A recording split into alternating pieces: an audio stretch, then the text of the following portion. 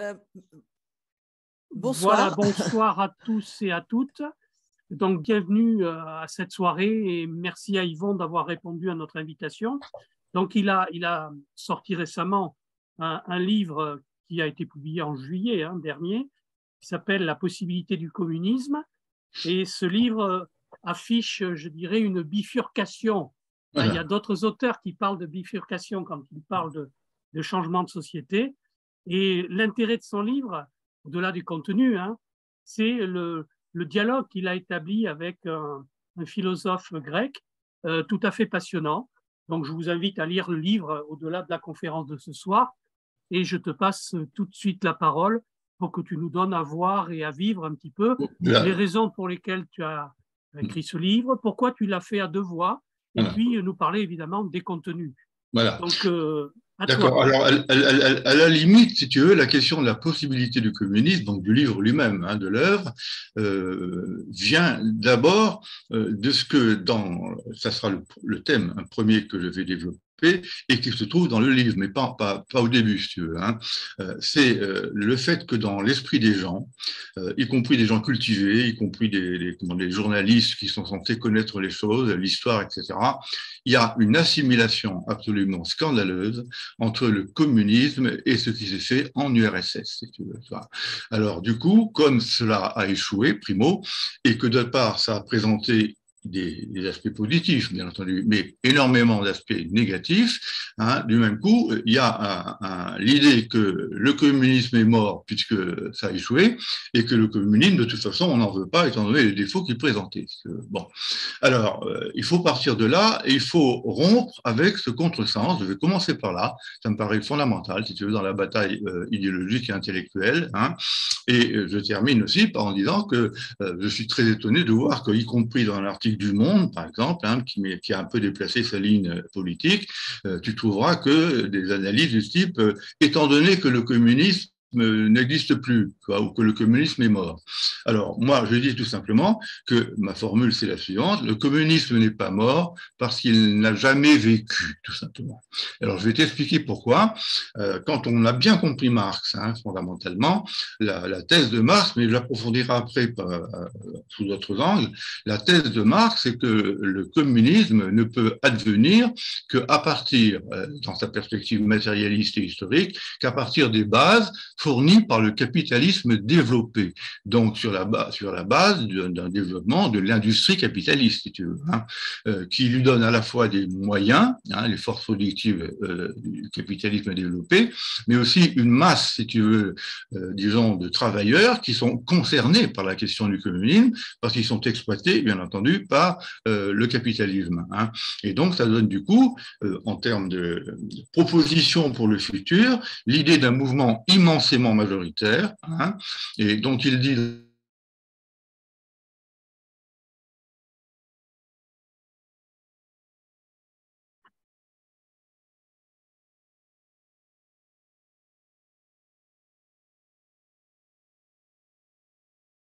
du Parti communiste. Or, cette idée, si tu veux, elle me paraît fondamentale, et je vais te dire pourquoi, pour indiquer pourquoi, d'un simple point de vue théorique d'abord, on se doit de ne pas dire que la révolution bolchevique était une révolution de type marxiste, même si elle se disait et se voulait marxiste.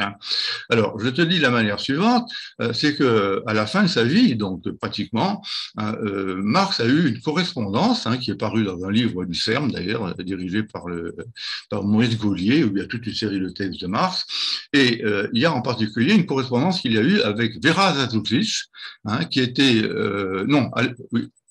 Alexis Kollontai, excuse-moi, pas Vera Zasulich, Alexis Kollontai, une révolutionnaire russe, si tu veux, qui était impatiente de faire la révolution, et elle pensait que cette révolution était possible à partir, disait-elle, de la structure agricole municipale qu'on appelait le MIR. qui était une structure agricole dans les villages où il y avait une espèce d'autogestion en quelque sorte de l'économie. Et elle partait du principe que sur cette base-là, on pourrait très vite mettre en place un processus débouchant sur le communisme, tu vois, bon, et du même coup, on n'aurait pas besoin, disait-elle, de passer sous les fourches codines du capitalisme, tu vois, bon. Et alors, Marx lui a répondu, hein, donc dans cette fameuse lettre. En fait, il y a eu trois longues lettres, et puis il y a une dernière simplement qui a été la véritable lettre. Mais il dit la chose suivante qui me paraît tout à fait remarquable. D'abord, il dit, je veux bien admettre que mon schéma de l'évolution de l'histoire, hein, avec ces trois stades, hein, l'esclavage, la féodalité, le capitalisme, etc., que ça ne soit pas, disons, un schéma philosophique passe-partout. On peut imaginer que dans des conditions qui ne sont pas celles du capitalisme développé, une révolution, alors attention dit-il, hein, une révolution puisse se déclencher. Formule extraordinaire. Elle s'est déclenchée effectivement dans un pays sous-développé, contrairement à son schéma évolutif. Hein. Mais il ajoute cette chose extraordinaire, qui sera confirmée par Engels par la suite, hein, que cette révolution dans un pays sous-développé, elle peut effectivement s'enclencher, mais elle ne pourra réussir qu'à l'aide d'une révolution qui aura réussi en Occident et qui lui apportera ses acquis, ou comme il dit, ses acquis, si tu veux. Hein. Cette révolution a été tentée en Allemagne, hein, en 1918, elle a échoué, c'était la révolution spartakiste, si tu veux, et du coup, la révolution léniniste, hein, ou bolchevique, dirigée par Lénine, n'a pas pu bénéficier, hein, des acquis d'une révolution extérieure pour se développer elle-même sur une base économique saine. Et c'est la raison pour laquelle Lénine, avec beaucoup d'intelligence, ça il faut le savoir, a fait un peu marche en arrière dans son volontarisme, hein, parce que la révolution en Russie, la masse de la population était agricole, il y avait une classe ouvrière extrêmement minoritaire, hein, il n'avait pas connu, bien entendu, de phase démocratique. Bon, Lénine s'est lancé donc, dans cette révolution d'une manière un peu volontariste, hein, mais il s'en est aperçu. Et il s'est aperçu qu'il ne suffisait pas de vouloir le communisme pour réussir à atteindre le communisme. Il fallait un certain nombre d'acquis d'ordre technologique, par exemple. Hein. Et je me souviens d'une conférence qu'il a faite devant les syndicats en disant à ses camarades, quand il prend conscience, hein, un petit peu de l'impasse dans laquelle il dit à ses camarades, écoutez les camarades, il ne suffit pas de dire communisme, communisme, communisme, hein, encore faut-il être capable de s'inspirer concrètement des méthodes économiques de production que l'on constate dans le capitalisme. Et c'est à partir de là qu'il a proposé la NEP, la nouvelle politique économique, si tu veux. Hein. Le problème, c'est qu'il est mort avant de pouvoir poursuivre son projet. Et du coup, c'est quelqu'un comme Staline, qui a pris le pouvoir par la suite, hein, qui a inventé ce qu'on appelle le marxisme-léninisme. C'est pas une formule de Lénine, c'est une formule de Staline. Et ce qu'on a eu à ce moment-là, sur la base d'un capitalisme qui était embryonnaire, tout simplement, hein, avec des forces productives industrielles très faibles, eh bien, on a eu un forcing opéré par Staline pour développer d'une manière volontariste, hein, les forces productives, mais d'une manière non seulement volontariste, mais d'une manière brutale. Le goulag, ça a existé, si tu veux. Hein. Et par ailleurs, il a imposé, au niveau, cette fois-ci, de la forme politique, il a imposé une forme politique qui n'était pas celle, hein, que voulait Marx. Hein. Le capitalisme, je rappelle la formule de tout à l'heure, est le mouvement de l'immense majorité dans l'intérêt d'eux. Mais c'est pas simplement dans l'intérêt d'eux, c'est de l'immense majorité. Or, en Russie, il y a eu un parti unique, il y a eu, comment on peut dire, un contrôle de la direction sur le parti, un contrôle du parti sur la population, hein, et du coup, ça n'a pas été du tout la dictature, disons, révolutionnaire du prolétariat, ça a été la dictature, tout simplement, de Staline sur l'ensemble de la nation, hein, avec une absence de démocratie politique évidente. Hein, il faut savoir que, par exemple, il a tué ses proches de son bureau politique à la fin des années 30, hein, il les a carrément tués, ils avaient tous disparu, si tu veux. Hein. Il a fait tuer Trotsky, hein, qui était pourtant partie prenante du processus, si tu veux. Hein. Et par ailleurs, il a imposé alors un ordre idéologique absolument, qu'on peut dire là, totalitaire, hein, parce qu'on peut parler de la Chine actuellement, je ne pense pas qu'elle soit totalitaire. Mais là, on était en présence d'un totalitarisme intellectuel, avec une vision du monde qui était imposée aux masses, imposée à travers l'éducation, qui régissait aussi les arts et les lettres. Hein. Il fallait que les écrivains, si tu veux, s'inspirent d'une vision du monde communiste, hein, et qui a pesé sur la liberté d'expression et d'écriture et de création, et qui a même pesé sur les sciences, puisque dès lors qu'il y a eu la découverte génétique du poids des gènes, hein, les grandes découvertes de la génétique, hein, bien entendu, ça a été dénoncé par le Parti communiste russe, tout simplement parce que ça contredisait l'idée que l'homme est un produit de l'histoire, hein, et non pas un être qui est enraciné dans la nature. Or, parce qu'il y a effectivement un rôle aussi de la biologie dans le déterminisme qui pèse sur ce que nous sommes. Tu vois. Donc, on a eu globalement, hein, une société qui n'est pas conforme ni économiquement ni politiquement à l'idéal socialiste. Si tu veux, hein. Et du même coup, il faut faire en sorte que c'est une lutte idéologique qu'il faut mener. Et il faut la mener sur tous les fronts et partout, si tu veux. Hein. Et il faut faire prendre conscience aux gens, donc je reprends ma formule de tout à l'heure, je crois, que le communisme n'est pas mort parce qu'il n'a jamais vécu tel qu'il aurait pu vivre et tel qu'il aurait pu réussir et conquérir une audience dans le monde occidental. Alors, je bois un petit peu d'eau, si tu permets. Hein. Alors, ça ne veut pas dire, c'est la deuxième idée que je voudrais développer, ça ne veut pas dire que dans la perspective de Marx, mais ça c'est très important, dans la lecture qu'on va faire aujourd'hui de Marx, s'agissant de la possibilité du communisme précisément, hein, dans quelle mesure peut-on dire que Marx a effectivement, il croyait à cette possibilité, mais dans quelle mesure il a formulé correctement ces possibilités, tu vois.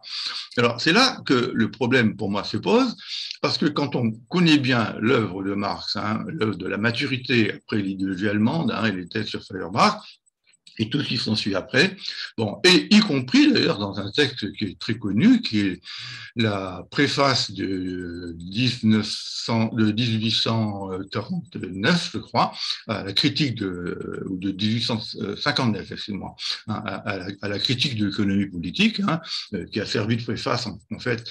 On pourrait dire que c'est un peu la préface de l'œuvre globale de Marx et du Capital qui suit.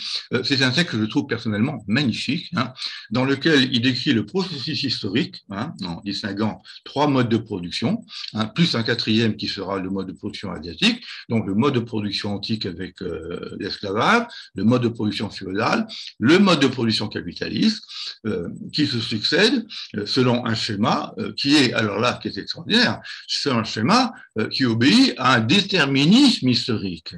C'est le développement des forces productives, je le dis très clairement, qui est le moteur de l'histoire et des rapports sociaux. Bon. Et du coup, ce développement qui est parvenu au capitalisme, qu'il est en train d'analyser et d'expliquer ensuite dans le Capital, ce développement sera suivi, dit-il, d'une autre société postérieure au capitalisme et qui mettra fin, alors dit-il, c'est assez merveilleux comme formule, non pas à l'histoire humaine, mais à la préhistoire humaine. C'est-à-dire que les sociétés qui ont caractérisé l'histoire avant, hein, jusqu'au capitalisme inclus, étaient des sociétés internes à une histoire qui était pleine d'inhumanité.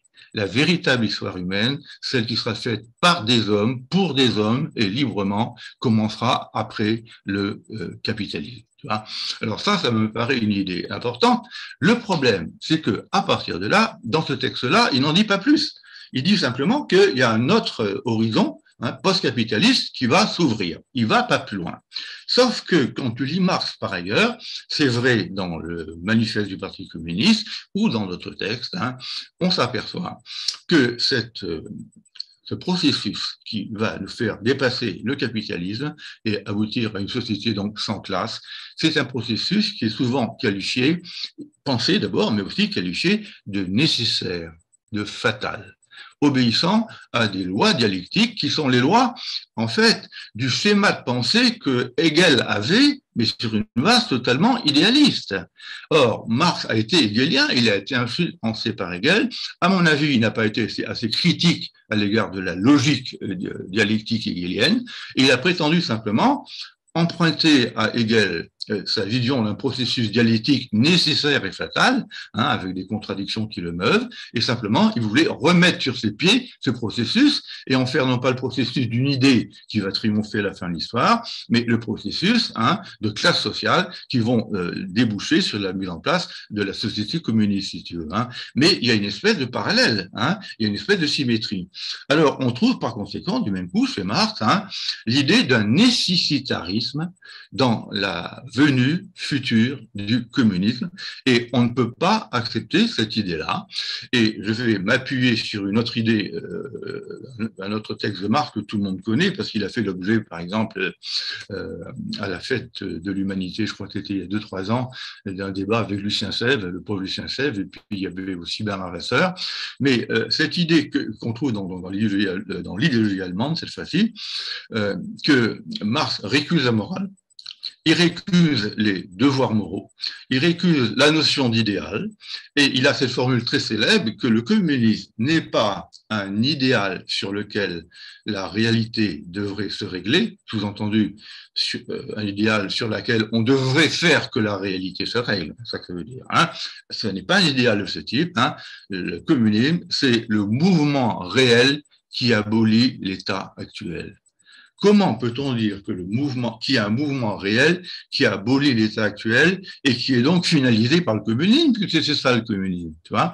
Bon, Marx est prisonnier d'une passion pour le communisme et il en projette en quelque sorte la nécessité historique sur sa venue au sein même, si tu veux, de l'histoire. Alors, à ce niveau-là, moi je pense que il ne faut pas affirmer que le communisme est nécessaire, que le communisme est fatal. Alors, parfois faut-il remplacer cette idée de nécessité ou de fatalité par l'idée qui est présente dans mon livre, la possibilité du communisme. Ce qui va se mettre en place nécessairement, c'est, disons, un communisme possible. Il sera possible à un moment donné du développement des forces productives de renverser ce développement et d'instaurer le communisme. Donc, c'est pas la nécessité d'une nécessité ou d'une fatalité, c'est la nécessité d'un possible. Mais ce possible, il ne sera mis en place par les hommes que s'ils le décident et que s'ils sont aussi mûrs intellectuellement et idéologiquement pour le vouloir, et le vouloir sans qu'on les force à le faire, si tu veux. Et là, il faudrait se réclamer, on en reparlera peut-être tout à l'heure, de quelqu'un comme Gramsci, Gramsci qui était partisan d'une espèce d'éthos de masse, d'une espèce de vision éthique, si tu veux, qui devait s'emparer des masses et qui devait bien entendu dominer les êtres humains, mais que l'État n'appliquait pas ou n'imposait pas d'une manière coercitive. C'était un travail d'éducation éthique des masses, du peuple, et Gramsci disait très justement que tout État est éthique. Tout État a des valeurs à caractère. Lui, il parle d'éthique. Moi, je préfère parler de morale. Mais du coup, comme tout État est éthique, il y aura aussi un État communiste, on pourra en parler tout à l'heure d'ailleurs, qui diffusera par l'éducation, mais par le dialogue, par la conviction, par la persuasion, qui diffusera des valeurs à caractère éthique, moi je dirais à caractère moral, dans l'ensemble de la population, sous la forme d'un sens commun du peuple, si tu veux. Donc il faut partir de l'idée qu'il y a une possibilité du communisme, j'en suis convaincu, mais il n'y a pas une fatalité du communisme. Et alors, j'ajoute autre chose qui me paraît importante, c'est qu'il y a un fait, tout simplement, que Marx ne connaissait pas tout au début de sa carrière, ni Engels d'ailleurs. Il y a un fait tout simple que Engels a connu après avoir écrit avec Marx, bien entendu, le manifeste du Parti communiste. C'est la première phrase du manifeste qui dit que l'histoire de toute société jusqu'à nos jours est l'histoire de la lutte des classes, de toute société. Eh bien, c'est pas tout à fait exact. Et c'est important ce que je veux dire, parce qu'il a pris conscience ensuite, Engels, que c'est vrai en dehors des sociétés primitives. Or, les sociétés primitives, et je me suis renseigné sur elles, en m'appuyant en particulier sur les travaux de Tony Andreani et d'autres anthropologues contemporains, les sociétés primitives étaient en quelque sorte des formes primitives de communisme. Il n'y avait pas de propriété privée de la production, c'était dans un contexte agricole, avec des sociétés de chasseurs, cueilleurs et pêcheurs, si tu veux. Mais il n'y avait pas d'exploitation, d'inégalité, au sens où nous en connaissons, entre les hommes d'abord, mais entre les hommes aussi et les femmes. Et s'agissant du rapport de l'homme et de la femme, Tony Andreani a une formule extraordinaire. Il dit pas que c'était une domination écrasante de la femme par l'homme, il dit que c'était simplement une prééminence de l'homme sur la femme. Mais une prééminence, ça peut se concevoir, parce que l'homme a tout simplement une force corporelle que la femme n'a pas, et cette prééminence entraînait une espèce de division du travail, si tu veux. C'est pas la femme qui allait chasser. Elle, par contre, elle pouvait cueillir. Mais pêcher et chasser, c'était réservé à l'homme, parce que c'est l'homme qui pouvait le faire, et la femme, à ce moment-là, avait des occupations internes à la famille, si tu veux.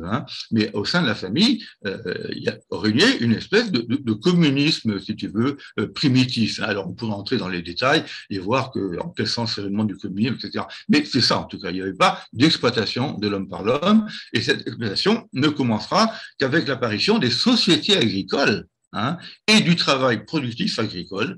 Et du coup, si tu veux, tu n'as qu'à songer à ce que va devenir l'histoire humaine, par exemple, avec l'Antiquité et l'esclavage, bien entendu, dans l'Antiquité. Donc, moi, l'argument que je tire de ce fait, qui est incontestable, l'argument que je tire, c'est qu'il y a eu une société, des sociétés primitives de type communiste. S'il y a eu des sociétés primitives de type communiste, ça veut bien dire que le communisme défini très génériquement, très généralement, est possible, puisqu'il a eu lieu. Alors simplement, sa possibilité future n'aura rien à voir avec sa réalité ancienne, parce que ça sera un communisme reposant sur le développement des forces productives, sur la richesse, sur l'abondance, sur la culture de tous, sur le développement des individus, etc., etc. Mais le simple fait de dire cela, ça interdit d'affirmer que le communisme n'est pas possible, puisqu'il y a eu une forme minimale de communisme qui a déjà existé, si tu veux. Donc ça renforce mon idée qu'il y a une possibilité du communisme sur le long terme, dans les conditions d'une société capitaliste développée. Alors, simplement, quand on a dit ça, je reprends un petit peu d'eau, si tu permets, ça ne veut pas dire qu'il faut pour autant, et c'est pour ça qu'on a écrit ce livre avec Nikos Soufas, parce qu'il est d'accord avec moi sur ce plan-là, ça ne veut pas dire qu'on ne doive pas se poser des questions théoriques profondes de nature anthropologique sur la possibilité humaine, cette fois-ci, du communisme. Est-ce qu'il n'y aurait pas une nature de l'homme qui a été soutenue par différents auteurs, comme Hobbes, l'homme est un loup pour l'homme, la volonté de puissance chez Nietzsche, l'insociabilité chez Kant, mais modifiée par autre chose après. Est-ce qu'il n'y aurait pas chez l'être humain un certain nombre, la pulsion de mort, chez quelqu'un comme Freud, qui l'avait rendu très sceptique, il était favorable au communisme, mais il n'y croyait pas. Il disait qu'il y a chez l'homme une agressivité qui ne rend pas possible cette vie paisible, pacifiée que doit être le communisme, si tu veux. Il aurait aimé pouvoir y croire, mais il n'y croyait pas. Alors, si l'on admet qu'il y a une nature humaine avec un certain nombre de traits négatifs qui rendent difficile la coexistence des êtres humains dans une perspective communiste et sur la base d'une morale communiste, on y reviendra, bien à ce moment-là, si tu veux, le communisme devient une chose qui est anthropologiquement impossible. Par définition. Alors, est-ce qu'il y a vraiment une impossibilité anthropologique du communisme? Pour moi, c'est un très grand problème. Et c'est un grand problème parce que c'est aussi un argument qui est lancé en permanence contre les communistes, contre le marxisme. Vous êtes des idéalistes, alors qu'on est des matérialistes. Mais vous êtes des idéalistes, vous croyez que l'homme peut être... Mais non, l'homme est mu par son intérêt, l'intérêt humain. Et je me souviens que, par exemple, dans le livre de Macron, Révolution, que j'ai critiqué, figure-toi, dans un de mes livres qui s'intitule « Haïr le capitalisme », où je décompose complètement son discours, très proche de celui de Comte-Sponville, qui fut communiste mais qui n'est plus. Bien, quand tu lis Macron, c'est du Hayek, le philosophe, le penseur libéral américain. Il n'y a pas de classe sociale, il n'y a pas de rapport social, il n'y a que des individus en concurrence les uns avec les autres, mus par leur intérêt, et va la concurrence pour que le meilleur l'emporte, si tu veux. L'idée qu'il puisse y avoir un conditionnement social qui pèse sur l'individu et le détermine à être dominé par son intérêt, c'est complètement absent de la réflexion sociologique de quelqu'un comme Hayek, et c'est complètement absent de la réflexion de quelqu'un, si vous voulez, comme Macron. Macron croit en l'individu roi et en une croissance indéfinie qui va faire enrichir la nation et qui est censée après se répartir automatiquement, descendre vers le bas et enrichir les travailleurs du bas, si tu veux. C'est ce qu'il appelle le ruissellement, la tête du ruissellement. Bon. Eh bien, on est là aussi, quand on lit Macron, qui a pourtant fait des études de philo, et même il a été l'assistant, disons, au sens banal du terme, de Paul Ricoeur, qui était un philosophe chrétien, mais socialiste. Eh bien, il n'y a pas un mot chez quelqu'un comme Macron sur la justice et l'égalité. Rien, pas un mot. Il n'y a que de la concurrence et l'idée que le meilleur gagne, si tu veux. Tu vois. Bon, alors, quand tu lis aussi quelqu'un comme Comte-Sponville dans Le capitalisme est-il moral, tu trouveras chez Comte-Sponville la même idée, d'une manière très sophistiquée, selon laquelle, si tu veux, on n'a pas à juger moralement les individus au plan économique. L'économie est hors jugement moral. C'est un processus de croissance comme ça indéfini qui profite aux individus et dont les individus ont besoin un point devant, un point derrière.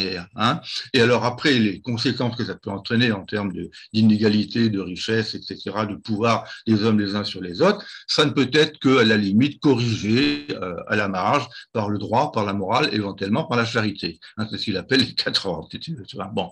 Alors, il faut se mettre en face de ce problème et se demander la chose suivante, si Marx n'aurait pas sous-estimé l'hypothèse à faire d'une éventuelle nature humaine rétive aux communistes. Bon, il faut aborder ça de front.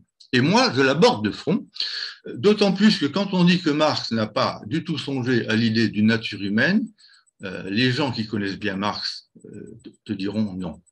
Je crois que à nouveau c'est dans l'idéologie allemande, Marx indique, il fait une espèce, ça va t'étonner, ça va vous étonner, il fait une espèce d'apologie très réaliste, mais pas cynique, de l'égoïsme, en disant que l'égoïsme existe, que chacun est légitimé à poursuivre son intérêt.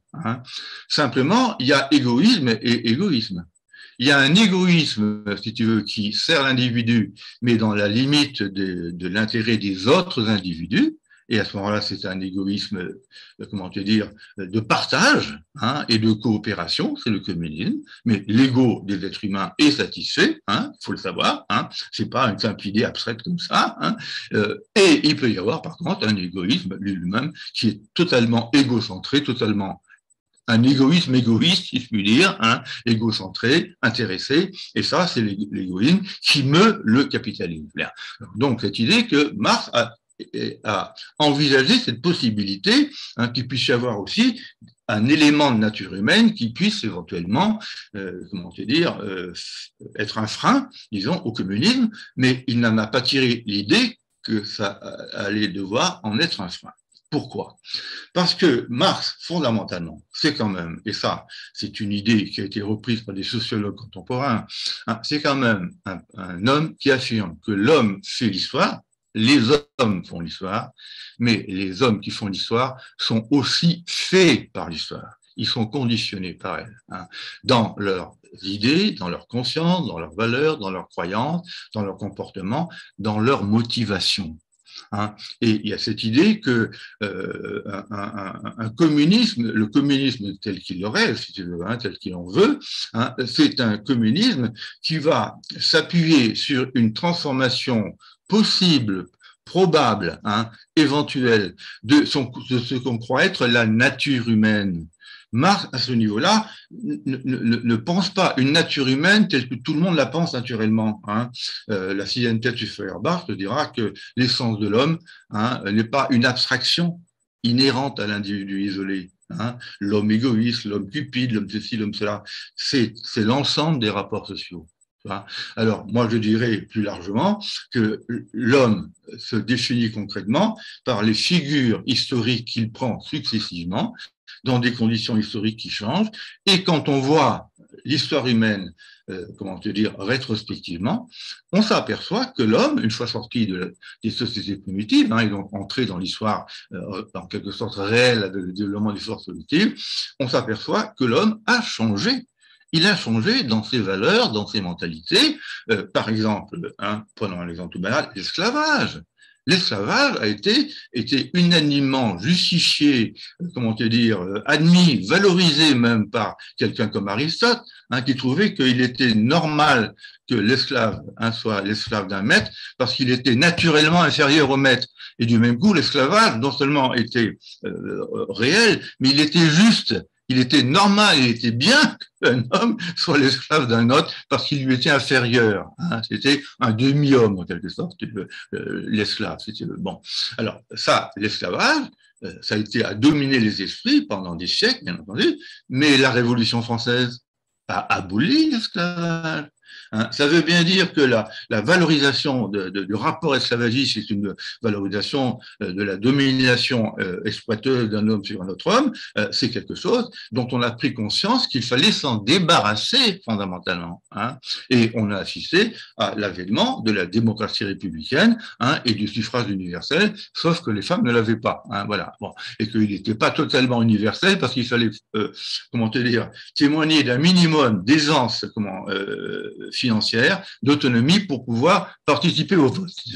Bon. Mais quand on prend les penseurs qui ont inspiré tout cela, comme Condorcet ou Rousseau, chez Rousseau, le contrat social, qui exclut les femmes, il n'est pas question des femmes chez Rousseau, mais le contrat social, c'est un contrat de tous avec tous, si tu veux, et qui entend promouvoir l'intérêt de chacun dans l'accord de son intérêt avec l'intérêt des autres.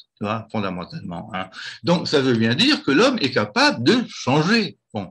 Et de la même manière, quand on prend ensuite l'histoire du capitalisme, bon, le capitalisme va continuer à se développer. Marx l'a remarquablement analysé au positif s'agissant de ses acquis techniques, technologiques, etc., et de la mondialisation qui pouvait entraîner, mais enfin à la séparation des nations, à leur hostilité. Mais le même homme qui dit ça va mettre l'accent, à l'inverse, sur les dégâts humains. Donc, il y a un aspect positif dans l'histoire humaine capitaliste qui est le développement des sciences, des techniques et des forces cognitives, mais l'envers, c'est bien entendu l'exploitation du travail humain à un degré incroyable, et que Marx a su magnifiquement, à la fois, attention, analyser scientifiquement, théoriquement, intellectuellement, et critiquer.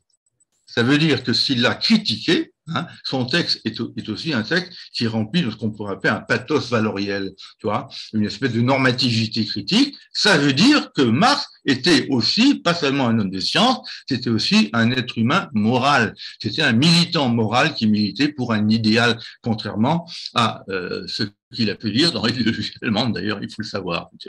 Bon. Alors que dans sa jeunesse, le même Marx, on en parlera peut-être tout à l'heure, dans sa jeunesse, quand il critique, comment te dire, la religion, le fameux texte où il est question de l'opium du peuple, et où il dit que la critique de la religion est la condition de toute critique, fondamentalement, il développe tout ça, et à la fin, il termine par disant des choses extraordinaires dont on a un peu le sentiment qu'il a oublié par la suite. Il termine en disant tout ce que je viens de dire sur les conditions sociales qui poussent les hommes à croire en des religions revient à affirmer qu'il y a un impératif catégorique, formule kantienne pour définir l'impératif moral. Il y a un impératif catégorique de mettre fin à une société dans laquelle les hommes sont aliénés, asservis, si vous voulez, abrutis, etc., etc. Donc, il y avait vraiment cette idée déjà, tu vois, dans le premier Marx, une inspiration morale qui guidait sa projection, qui guidait d'une manière immanente sa critique et qui guidait aussi son projet de société, bien entendu. Alors, à partir de là, si tu veux, tu vois, la question de la nature humaine, bon, quand on prend le capitalisme tel qu'il s'est développé au XIXe siècle, il était abominable. Hein. Il faut se souvenir de la misère, de l'espérance de vie des travailleurs. C'était 40 ans, 45 ans, 50 ans maximum, des conditions de travail abominables, hein, 16 heures de travail par jour, hein, bon, la misère dans le foyer. Bon, par ailleurs, les conditions de vie au niveau des mœurs qui faisaient que le mariage était, comme disait justement Marx, c'est le mariage bourgeois, disait-il. Hein. Le mariage bourgeois, c'est tout simplement de la prostitution légalisée. De la prostitution légalisée. Bon, alors ça n'allait pas, certainement pas de la même manière pour le mariage ouvrier, mais il y avait une ambiance, si tu veux, globale, hein, où l'idée d'une égalité de l'homme et de la femme n'était pas présente dans les esprits. Eh bien, il se trouve qu'il y a eu au XXe siècle, hein, au XXe siècle, un développement, comment te dire, de la conscience politique, hein, qui a fait apparaître la social-démocratie à laquelle Marx a appartenu.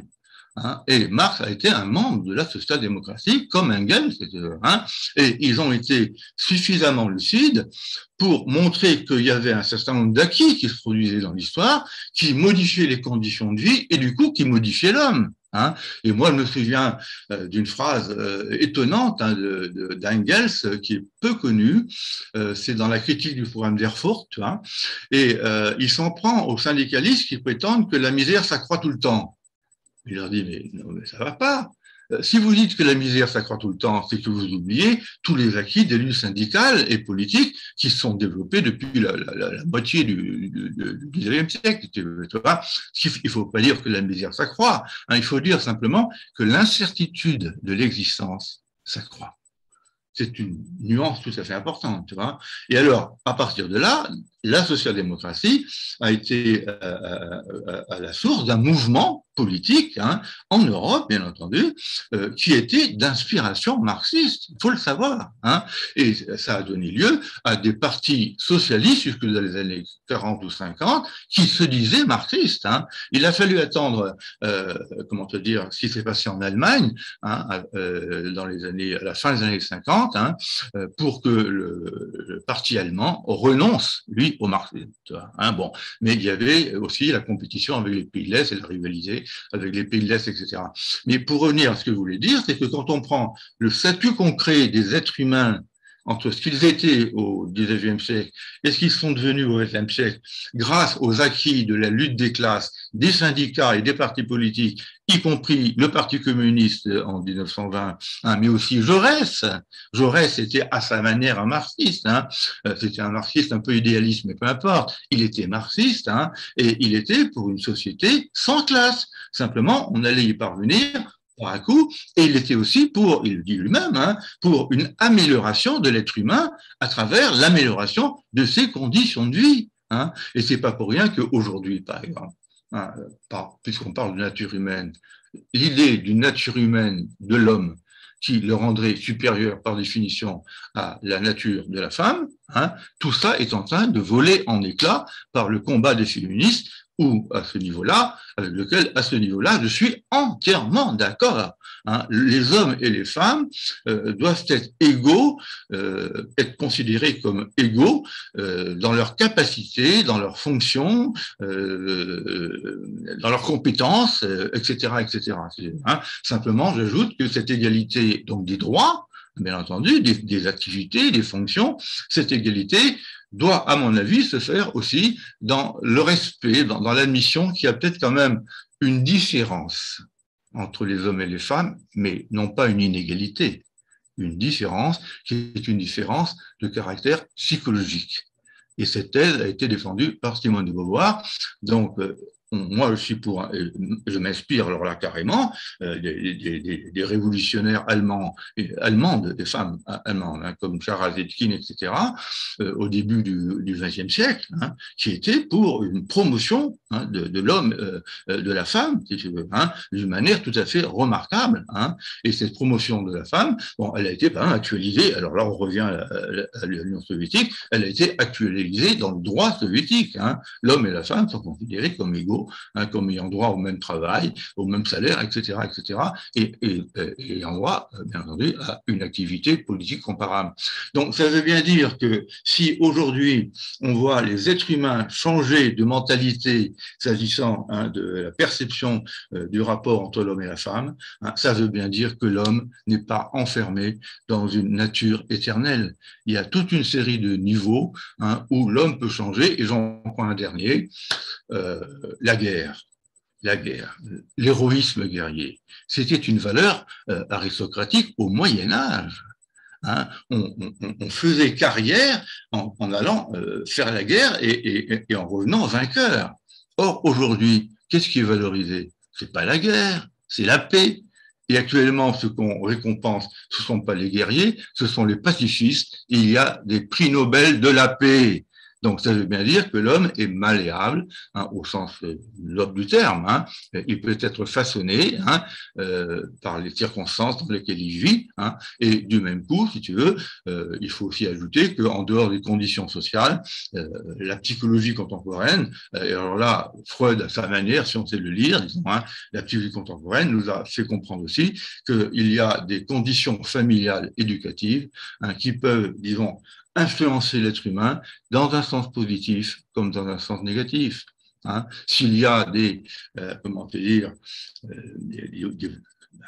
des voyous, entre guillemets, enfin, des jeunes violents dans les banlieues, si tu veux, hein, qui se livrent à différentes exactions, c'est parce qu'ils vivent dans des conditions sociales et familiales qui les rendent ainsi. Dans les milieux aisés, dans les milieux où il y a une éducation qui est assurée aux enfants, les êtres humains n'ont pas les défauts que l'on peut trouver dans certaines classes. Ça ne tient pas à la nature humaine, là ça tient à la différence des classes. Si tu veux, tu vois. Donc c'est comme ça que moi, je postule, et je reviens en arrière par une dernière remarque, quelqu'un comme Kant, hein, sur lequel j'ai attiré l'attention tout à l'heure, a une philosophie de l'histoire qui est assez extraordinaire. Pour Kant, l'homme, il y a dans l'homme, alors il était chrétien, bon, mais il a écrit un texte sur l'idée d'une histoire universelle au point de vue cosmopolitique, si tu veux. Hein. Bon. Et dans ce travail, il s'intéresse sur ce qu'est l'homme et sur ce qu'il va devenir dans l'histoire. Et d'une manière remarquable, il dit non pas simplement que l'homme est caractérisé par une insociabilité, mais qu'il est caractérisé aussi par une sociabilité. L'homme est mu par une sociabilité. Alors, par derrière, il y a l'idée qu'il y a une nature humaine qui lui a été donnée par Dieu. Hein, mais il ne se réfère pas à Dieu dans le texte. Hein. Il y a une sociabilité. Alors, on va me dire, mais alors, s'il y a une sociabilité qui fait que les hommes vivent ensemble, oui, mais après, ils sont en conflit parce qu'ils sont insociables. Donc, ils ont besoin des gens ensemble, mais c'est pour se faire la guerre, en quelque sorte. Hein. Alors, simplement, ce qu'on oublie de dire, c'est que quelqu'un comme Kant va ajouter cette chose extraordinaire, que les conditions de vie et de transformation de l'histoire peuvent faire en sorte que l'équilibre entre la sociabilité et l'insociabilité se renverse en une domination de la sociabilité sur l'insociabilité. Et d'abord par le droit, et après par la morale. Et ça va se transférer dans le champ politique international, puisqu'il va être partisan de la paix en faisant un idéal fondamental, une fin de l'histoire moralement obligatoire. Écoute, ça veut bien dire quand même qu'il y a des choses qui sont possibles dont on n'aurait pas cru qu'elles puissent être possibles. Alors, j'aurais d'autres choses à dire, je peux les dire tout de suite, si tu veux, parce qu'une fois qu'on a dit ça, qu'on a levé, hein, bon, à ma manière, avec Nikos, hein, qui s'appuie sur des auteurs qu'il connaît mieux que moi, sur un auteur qu'il connaît mieux que moi, à savoir Lukács. Il parle très bien de Lukács, hein, et de l'aliénation en particulier. Hein. Bon, mais si tu prends aussi, par exemple, aujourd'hui, les travaux de Lucien Sèvres, hein, Lucien Sèvres, c'est quelqu'un qui a insisté d'une manière remarquable, hein, sur les transformations historiques de l'homme, hein, et de la soi-disant nature humaine à travers l'histoire. Hein. Et là, je trouve qu'il a des analyses impeccables et qui rejoignent les miennes, un peu, si vous voulez, hein, pour le savoir. Hein. Alors, simplement, ce qu'il faut bien voir après, c'est si le communisme est possible. Et s'il faut le poursuivre, hein, ça me paraît important, on pourra y revenir si tu veux. Moi, ça me paraît un impératif moral, hein, pour ça, la simple raison, après le continuer mon propos, pour la raison suivante, c'est que la morale, c'est l'universel. Bon, n'est moral que ce qui peut être universalisé. Ça, c'est une thèse de Kant et qui est impeccable. Bon. Et par exemple, prends un exemple tout banal, pourquoi un privilège est-il immoral? Parce que tout le monde ne peut pas être privilégié. Hein. Il n'y a que quelques-uns qui peuvent être privilégiés. Tout le monde ne peut pas être exploiteur. Pour qu'il y ait des exploiteurs, il faut qu'il y ait des exploités. Hein. Donc, il y a vraiment une volonté donc, morale, cette fois-ci, hein, que nous devons avoir présente à l'esprit. Et le communisme, c'est aussi, non seulement c'est impossible, hein, comme je dis tout à l'heure, il n'est pas rendu impossible par la nature humaine, il est moralement, à mon avis, obligatoire, hein, et par conséquent, si tu veux, c'est aussi un idéal sur lequel les hommes en régime communiste, hein, devront régler la réalité, contrairement à ce que dit Marx. Tu vois, hein, il faut opposer un Marx à un autre dans certains cas. Tu vois. Reste que on est confronté à un devenir du monde qui est de plus en plus compliqué. Il est témoin à l'époque de l'URSS, hein, mais depuis l'arrivée de la chute de l'URSS, on a assisté à une déferlante libérale dans le monde entier, hein, excepté la Chine. On va en reparler tout à l'heure, si tu le veux bien. Hein. Et cette déferlante libérale a fait que ça a gagné les esprits et que les conquêtes qui avaient été pourtant des conquêtes du mouvement ouvrier en France, par exemple, hein, avec les acquis du Conseil national de la résistance, hein, obtenus par les communistes, hein, et avec les ministres communistes et le général de Gaulle, les acquis comme les nationalisations, les services publics, etc., la sécurité sociale, tout ça, ça commence à être remis en cause un peu partout, si tu veux, y compris en France. Hein. Et quand on voit comment vivent les êtres humains aujourd'hui dans les ex-pays de l'Est, hein, comme la Pologne ou la Hongrie, on s'aperçoit qu'à certains niveaux, ils vivent moins bien. Leur sort concret au niveau social s'est dégradé et leur sort moral hein, s'est aussi dégradé parce qu'on a des pays où règnent des États totalitaires, enfin, qui se veulent démocratiques, hein, mais qui sont, disons, de tendance fascisante, on pourrait dire. Hein. La Pologne et la Hongrie ont des États de tendance fascisante, appuyés en plus sur une religion complètement rétrograde, si tu veux. Hein. Et regarde ce qui se passe en Italie ces temps-ci. Hein. Donc, à ce moment-là, la question se pose, dans ce monde globalisé, en dehors de la Chine, on en reparlera tout à l'heure, comment envisager là la possibilité concrète, historique, politique, comment envisager la possibilité concrète d'un communisme dans une nation isolée? C'est ça le problème. Étant donné l'interdépendance des nations hein, et étant donné la domination d'un capitalisme qui n'est pas international, qui est transnational. Hein. C'est pas pareil, hein, parce que international, tu mets ça comme petit tiré. Et ça veut dire, international, ça veut dire, disons, des préoccupations communes, des ententes communes entre des nations qui restent des nations souveraines politiquement, voire économiquement. Hein. C'est ce que disait Jaurès. Hein. Un peu d'internationalisme éloigne de la nation, mais beaucoup en rapproche.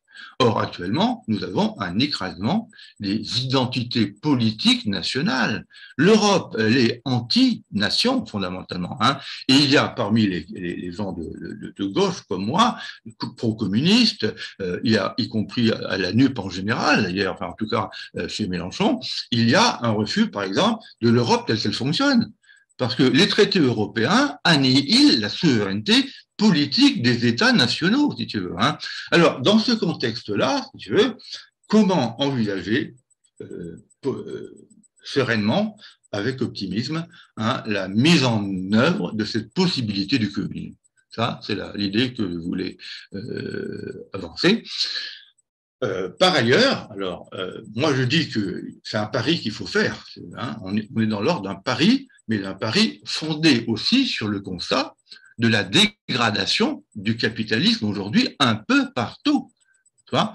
Et il se trouve que les gens vivent moins bien aujourd'hui qu'ils ne vivaient autrefois. Hein, et la guerre en Ukraine est aussi un symptôme de cette domination, pour moi, hein, du capitalisme sur le monde, hein, et en l'occurrence sur la Russie, hein, parce que les États-Unis veulent bien entendu profiter économiquement de leur mainmise sur l'Ukraine à travers l'OTAN, bien entendu. Hein. Ils veulent déstabiliser la Russie ex-URSS. Mais c'est Russie actuellement qu'il faut dire, hein, bien entendu. Hein. Et un homme, bien entendu, pour lequel n'est pas une estime extraordinaire. Mais alors, avec Nikos, on s'est posé la question, enfin, moi, je lui ai posé la question, mais il était assez d'accord avec moi. Parmi les éléments qui pourraient nous rendre optimistes, tu vois, autour de nous, il y a un élément qui me paraît important et sur lequel on ne fait que dire des bêtises, c'est l'existence de la Chine.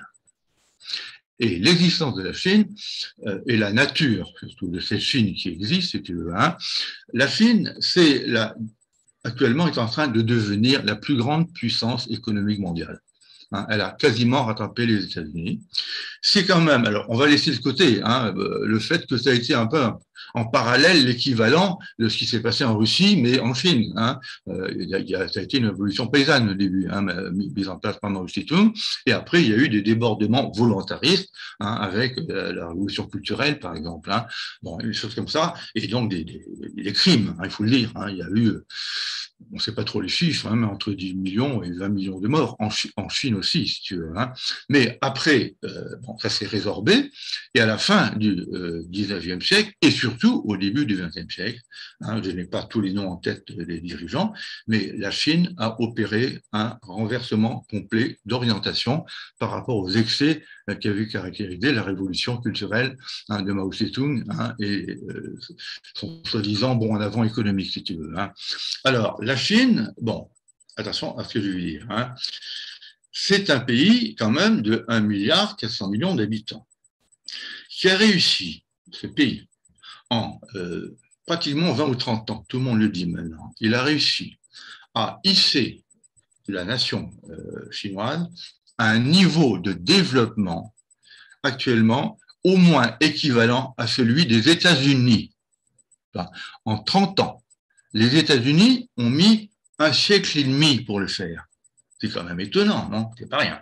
Deuxièmement, sur ces 1,4 milliard d'habitants, il y a quand même, alors non seulement 400 millions, mais j'ai lu des nouveaux chiffres, entre 400 millions et 600 millions de gens qui vivent bien en Chine. Ce sont les classes moyennes, si tu veux. Hein, deuxièmement. Troisièmement, en Chine, le processus politique qui se met en place en Chine avec le président actuel et avec le futur congrès hein, qui va réaffirmer ses options, la Chine, par ailleurs, a supprimé la grande pauvreté. Personne ne le dit. La grande pauvreté a été supprimée. Il y a de la pauvreté, mais la grande pauvreté a été supprimée.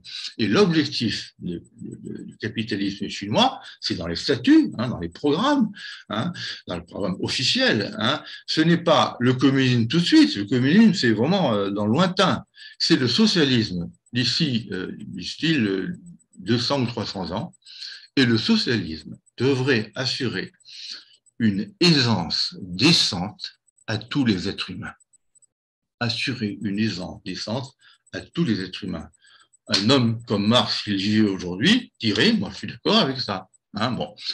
Alors, ce qui complique la chose avec la Chine, malgré tout, c'est que la Chine a aussi, pour des raisons de réalisme économique, et peut-être que nous, les Français, si un jour on est en posture hein, de construire une société comparable, on devra peut-être aussi tenir compte de cela. Je ne sais pas trop, hein, on ne peut pas savoir, mais il y a un vrai débat politique à ce niveau-là à avoir entre communistes, membres du parti ou pas membres du parti d'ailleurs, hein, disons dans l'ensemble. Comment te dire le problème de la Chine dans son développement économique, c'est qu'elle a intégré des éléments de capitalisme. C'est incontestable. Il y a des entreprises capitalistes étrangères qui sont présentes en Chine. Et il y a des entreprises capitalistes chinoises en Chine. Bon, simplement, alors la différence, c'est que, et là je reprends une formule de mon ami Tony Andrani qui me paraît tout à fait excellente, et il est vrai qu'il est carrément pour chinois, lui, hein, je te le dis. Hein. Il y a quand même cette idée que le capitalisme en France, bon, il domine l'État, alors qu'en Chine, dit très justement Andréani, c'est l'État qui domine le capitalisme. Bon. Et par ailleurs, il faut savoir que les gens ne veulent pas l'admettre. Mais c'est vrai, t'en donnerai une preuve concrète tout à l'heure à travers une émission que j'ai vue récemment. Comment te dire, en Chine, l'objectif, si tu veux, hein, fondamentalement, c'est de bouleverser donc les conditions de vie en s'appuyant aussi, et ça c'est tout à fait inédit, sur, figure-toi, sur une morale. Il y a une dimension morale du processus politique chinois. Fondamentalement, il y a une morale communiste en Chine, hein, qui est diffusée. Alors, on pourrait dire qu'elle est imposée, mais elle est diffusée. Elle est imposée, mais imposée, qu'est-ce que ça veut dire? L'éducation nationale, par exemple, hein, elle est faite pour imposer des valeurs républicaines. Hein. Bon, pourquoi est-ce qu'on n'imposerait pas à travers l'éducation, comme ils le font en Chine actuellement, des valeurs à caractère communiste, qui sont des valeurs de respect de l'autre et d'égalité, malgré les inégalités qui continuent à exister. Hein. Bon, ça, c'est la première chose. Et en plus, je ne sais pas si on le sait très bien, mais il y a aussi en Chine l'intégration d'un système de valeurs, d'une morale, pour aller vite, à la Confucius, dans la mentalité populaire, hein, et dans les objectifs de l'éducation. Et cette morale à la Confucius ne concerne pas les rapports sociaux, ça concerne les rapports interindividuels, la gentillesse, la douceur, le respect de l'autre, hein, la confiance, etc., etc. Moi, je trouve que là, il y a une vraie révolution à la fois sociale et économique, hein, avec les limites que j'ai indiquées, mais aussi une révolution culturelle à caractère moral. Hein. On retrouve du Gramsci, si tu veux. Hein. Ceci dit, c'est un parti unique. Un parti unique, hein, bon, qu'on pourrait, alors c'est un problème de, comment te dire, de dénomination. Est-ce que c'est un parti totalitaire? Je vois ce terme partout, y compris tiens, dans le monde d'aujourd'hui, à propos de l'approche du Congrès chinois. Il y a un paragraphe dans un article du Monde qui est proprement lamentable. Bon. Et en particulier, le mot totalitaire. Tu vois, hein. On n'a pas le droit de dire que c'est un parti totalitaire, au sens strict du terme. Des partis totalitaires, Pinochet, c'était du totalitarisme. Le nazisme, c'était du totalitarisme. Hein. Mussolini, c'était un régime totalitaire. Franco Salazar, pareil. Hein. Et c'était au service des puissants. Hein. Alors que là-bas, c'est un parti unique. C'est un parti que je ne dirais pas totalitaire. Moi, je dirais qu'il est autoritaire. Bon. Il est autoritaire parce qu'il veut effectivement, par l'éducation, imposer des valeurs qui sont celles du communisme. Bon. Alors, on est d'accord ou on n'est pas, hein, on est libéral et donc contre toute espèce d'imposition des valeurs, mais le libéralisme, moi je vais prendre ceux qui me disent cela, le libéralisme, il ne cesse d'imposer ses valeurs à travers les médias, les radios, les journaux, etc., les modes de consommation, comment te dire, la publicité. La publicité, c'est un conditionnement des consciences au quotidien. Moi, je te dis tel quel en tant que philosophe et être humain, j'en ai ras-le-bol de la présence de la publicité partout, du commerce partout. Même un journal comme Le Monde est capable de nous montrer dans sa dernière page, pas tous les jours, mais dans sa dernière page, de jolies femmes, hein, avec un corps bien visible et qui vantent, par exemple, tel type de robe ou tel type de parfum, tu vois. Hein. Donc, est-ce que le parti chinois, tout en étant un parti unique, hein, est un parti totalitaire? Moi, je dis non, je dirais un parti autoritaire, hein, et il doit sans doute progresser dans le sens de la démocratisation de son régime, de ses institutions, mais sans renoncer à la primauté des idéaux socialistes à travers un parti fort. C'est comme ça que je vois les choses, si tu veux, hein, qui comporte 96 millions d'adhérents quand même, hein, je te le signale, hein, ce qui est beaucoup. Hein, bon. Alors, et je te signale aussi, mais là c'est un détail, il y a aussi, figure-toi, 8 autres partis, on ne sait pas. Mais ils ne comportent que 1 million d'adhérents et ils n'ont pas de pouvoir. Mais ils sont convoqués dans les, comment te dire, dans les réunions du Parti communiste chinois. Hein, il faut le savoir. Hein. Alors, à partir de là, si tu veux, toi, tu te dis qu'après tout, quand on parle de la possibilité du communisme et qu'on voit le monde actuel avec un monde occidental qui s'écroule, hein, de plus en plus un peu partout, tu prends les journaux aujourd'hui, hein, avec la crise écologique, on va en parler, hein, avec l'inflation, les prix, etc., la baisse des revenus, tout ce que tu voudras, quand ce monde-là, et que tu opposes à ce monde-là le monde tel qu'il se dessine, un autre monde qui se dessine en Chine, hein, et qui va devenir un monde en plus dominant économiquement, moi ça me paraît quand même intéressant par rapport à la question de la possibilité. Tu veux, hein. D'autant plus que je te le dis, parce qu'on dit parti totalitaire. Bon. Il y a une chose, moi, qui me marque, qu'on ne sait pas parce qu'on ne l'entend pas. Est-ce que tu sais, est-ce que vous savez que le Parti communiste chinois est pour ce qu'il appelle l'unilatéralisme, ou, en sens inverse, le multilatéralisme. Enfin, mais l'unilatéralisme, ça veut dire qu'il ne veut absolument pas imposer son modèle politique. Donc, quand il intervient, si tu veux, dans d'autres pays, il intervient par des échanges économiques, etc. C'est dans une logique du gagnant-gagnant et qui est faite pour aider ces pays-là à se développer. Mais à aucun moment, les dirigeants chinois le répètent, nous ne voulons imposer notre modèle. C'est aux différentes nations de choisir leur propre option. Et de ce point de vue-là, je fais référence à un film qui m'a été conseillé, qu'on peut trouver sur Internet d'ailleurs, hein, un film qui m'a été conseillé par Tony Arani, qui est alors l'interview de quelqu'un qui s'appelle Bruno Guig, un homme absolument étonnant. Hein. Alors, je crois qu'il a eu différentes fonctions. Oui, voilà, il a été, ça me revient très clairement, il a été normalien, école normale supérieure, il a été énarque, il a été haut fonctionnaire, il a été sous-préfet, mais supprimé en tant que sous-préfet par Macron, et sous-préfet pas loin de chez moi en plus, si tu veux. Hein. Et il se trouve que, du coup, il s'est reconverti dans la philosophie politique. Et il fait un travail considérable hein, sur la philosophie politique en direction de la Chine, figure-toi. Et Tony m'a dit, mais va l'écouter. Eh bien, j'ai été époustouflé par tout ce que j'ai appris sur les acquis sociaux dans le domaine de la Chine. Les acquis éducatifs, l'instruction pour tous, tu vois, l'égalité homme-femme, tu vois, etc., etc. Et j'étais époustouflé. C'était par rapport au noir du portrait qu'on trace de la Chine en Occident partout, c'était du blanc, noir et blanc, ou rouge, si tu préfères. Bon, voilà pour parler. Donc, tu vois, il me semble que là, on a quand même des éléments, pas simplement spéculatifs et théoriques, mais concrets, pour se dire que la possibilité du communisme, à pas lent, bien entendu, hein, et avec des contradictions, des étapes successives, la possibilité du communisme, peut-être que la Chine nous en offre une espèce de témoignage.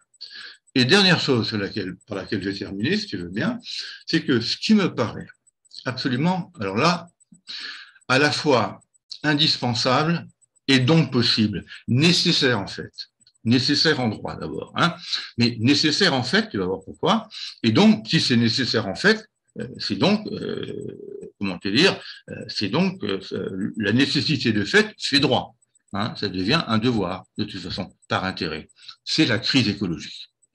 On ne peut pas ne pas parler de la question du communisme aujourd'hui et du capitalisme dans l'opposition sans évoquer la crise écologique, dont il faut savoir que, d'après une tribune signée par 15 000 scientifiques et parue dans Le Monde dans les années à la fin des années 2010, 2017, je crois, 2015, tous ces gens-là prétendent que si l'on continue avec le productivisme capitaliste actuel, on va vers une mort de l'espèce humaine.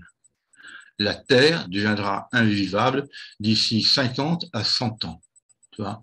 Et alors, il faut savoir, à ce moment-là, comment on va s'y prendre. C'est une nouveauté radicale dans l'histoire humaine. Hein. On n'aurait jamais pu penser que l'histoire puisse s'inverser au point de produire une fin de l'histoire, cette fois-ci, au sens d'un arrêt de l'histoire. Il n'y aurait plus d'hommes. Alors, le plus vite possible sur Terre. Hein, bon. Alors, comment est-ce qu'il faut voir les choses et comment il faut analyser la chose, si tu veux. Hein. Bon, alors, moi, le gouvernement en a pris conscience, tous les gouvernements en ont pris conscience, hein, et ils s'efforcent de faire quelques efforts à la demande des écologistes, mais ça va essentiellement, et y compris chez certains écolos, mais il faut le savoir, ça va essentiellement dans le sens d'une modification des comportements individuels. Hein, c'est-à-dire la sobriété, tout simplement. On entend parler de sobriété partout. Hein. Donc, si nous devenons sobres, hein, alors effectivement, hein, on va échapper à la catastrophe. Bon. Alors, il faut changer nos modes de vie, nos modes de consommation, nos modes de déplacement, etc., etc. Hein. Comme disait, on en parlait avant l'émission, comme disait celui qui vient de mourir, l'écologiste qui vient de mourir, hein, il s'agit de revenir au lopin de terre, par exemple. Le lopin de terre, c'est pas le champ, tu vois. Bon, choses comme ça. Bon. Alors, la question qui se pose, c'est que si on se contente hein, pour penser l'écologie à travers une modification de nos comportements, on oublie une chose qui est essentielle, s'agissant de la racine de cette crise. Elle n'est pas due simplement à des comportements, disons, alimentaires, commerciaux, de consommation excessifs, etc., etc. Non, derrière tout cela, il y a un capitalisme transnational omnipuissant qui développe des rapports internationaux au niveau de la production et des échanges, qui est en train de casser la nature et donc de casser l'homme parce que l'homme est un élément de la nature. Hein. Un exemple tout banal et tout simple, si tu veux. Pourquoi le fait d'aller chercher en Amérique du Sud, en Argentine, au Brésil, hein, des plantes, des légumes hein, que l'on peut faire en France, on les fait venir de là-bas pour la France, mais ça suppose des échanges aériens qui consomment une énergie considérable et qui contribuent à polluer l'atmosphère et du coup à polluer la nature par effet corrélatif, si tu veux, tu vois. Hein. Et en plus, ça empêche de donner du travail à des paysans français qui pourraient produire des tomates françaises et pas simplement argentines, si tu veux, tu vois, et qui permettrait à des êtres humains de manger des tomates françaises et pas simplement des tomates argentines, tu vois. Hein. Donc, pour moi, tu vois, ce qui me gêne dans tout le discours de Descola en particulier, hein, dont je te parlais tout à l'heure là, et de celui-là qui vient de mourir récemment, hein, trop jeune d'ailleurs, il est mort à 75 ans, ce qui me gêne dans le discours idéologique dominant, c'est le refus de s'en prendre à la racine des choses. Or, Marx, c'est quelqu'un, il a dit dans une formule célèbre, je crois, hein, que penser, c'est aller à la racine des choses. Hein. Et la racine, c'est le capitalisme, hein, c'est sa consommation outrancière d'énergie, c'est les dégâts qu'il fait produire à la nature, hein, regarde, ça donne un réchauffement climatique hallucinant, ça entraîne la fonte des neiges, l'augmentation de l'eau dans les océans, l'augmentation de leur température, hein, ça va menacer bientôt les contours des continents, hein, puisque l'eau va monter, on voit déjà les habitations qui sont menacées par la montée des eaux, si tu veux, hein. Et quand on pense qu'il y a des imbéciles américains, canadiens, hein, et peut-être russes aussi d'ailleurs, il faut savoir, hein, qui veulent creuser sous la banquise du pôle Nord pour aller chercher du pétrole, mais c'est une catastrophe invraisemblable. Hein. Seul un esprit de résistance communiste est capable de penser les choses comme je les pense, si tu veux, hein, et d'affronter un avenir qui soit à la fois nécessaire de fait, tu vois, de facto, sinon nécessaire de fait, sinon l'on meurt. Hein, donc nécessaire de fait, et en même temps fondamentalement légitime en droit sur le plan moral. Voilà ce que je dirais. Merci Yvan. Tu as soulevé beaucoup de questions en même temps. Est-ce qu'il y a déjà parmi les personnes présentes quelqu'un qui souhaite poser une question à Yvan? Moi, j'ai des questions à lui poser, mais autant que d'autres participent à ces questions. Alors, il s'agit de Bruno Latour, hein, qui a été cité tout à l'heure. Vas-y, Gérald. Alors, je ne sais pas si ce sont des questions ou des remarques. quand j'ai entendu Yvon parler de la Chine, j'ai failli tomber à la renverse. Oui, ça ne m'étonne pas. Hein. Ouais, bon, mais c'est pas de la Chine que j'ai envie de parler Oui. avec toi, mais à l'occasion, on demandera aux Ouïghours de disserter sur la nature autoritaire ou totalitaire du PC chinois. Mais bon, c'est une petite remarque juste acerbe, mais franchement, j'ai failli tomber à la renverse. La Chine, comme témoignage d'une possibilité du communisme, ça demande à être médité. Mais ce n'est pas de ça que je voulais discuter avec toi, c'était plutôt sur la thématique de ta conférence, c'est-à-dire la possibilité du communisme. Alors, je confirme, tu hésitais au tout début en disant les noms de Kollontai, hein, pour la personne qui avait écrit à Marx, c'est Vera Zasulich, hein, voilà, avec qui il a eu un échange sur la commune paysanne en Russie. Selon les deux, d'ailleurs. Hein, oui. Voilà, ouais. Donc, c'est Zasulich. Mais bon, c'est Vera Zasulich, je suis d'accord. C'est un détail. J'ai vécu à la fin du 19e. Tu as parlé d'un nécessitarisme chez Marx. Moi, je n'ai jamais lu Marx dans cet état d'esprit-là. Voilà, ça ne correspond à rien de ce que j'ai lu chez Marx. Il a une conception très, très large, très fouillée, très diverse de la détermination, du conditionnement. Et donc, nécessitarisme, je n'ai jamais vu ça chez lui. Les concepts Alors, tu dis à un moment donné… Il faut que tu répondes. Attends, je t'expose un certain nombre de choses, tu prendras ce que tu veux après dedans. Hein. Voilà, mais je te demande juste 5 minutes pour parler, de faire part de mes remarques au fil de l'eau que j'ai prises. Voilà. Donc, tu dis nécessité non, fatalité non, je préfère possibilité. Non, nécessité, par contre, ça fait partie du bagage philosophique de Marx. Donc, on ne peut pas le… Fatalité, par contre, je ne pense pas qu'il utilise jamais ce mot. Mais gardons les bons concepts. Possibilité, c'en est un. Nécessité aussi. Tu disais dans une formule, tu préfères à nécessité la nécessité d'un possible. Alors là, je me permets un jeu de mots et une pirouette, mais je préférerais dire de réfléchir à la possibilité d'un nécessaire. Voilà. Ensuite, sur la question tu nous as dit qu'il y a une sous-estimation chez Marx d'une nature humaine qui serait hostile au communisme. Alors, je n'ai pas compris si c'était dans ta bouche le propos de Marx ou ton propos à toi. Parce que sur la nature humaine, on fait dire des choses à Marx à propos de traductions qui posent problème, et je voudrais juste te faire part d'un échange que j'ai eu avec un ami il n'y a pas longtemps qui me posait cette question-là. Je te lis le mail tel qu'il a pu poser tel qu'il me l'a écrit, donc une petite phrase, et puis la réponse que j'ai pu lui faire. Il me dit « J'avais terminé mon topo quand m'est revenue une autre interrogation. À plusieurs reprises dans le Capital, Marx parle de menschliche Natur. »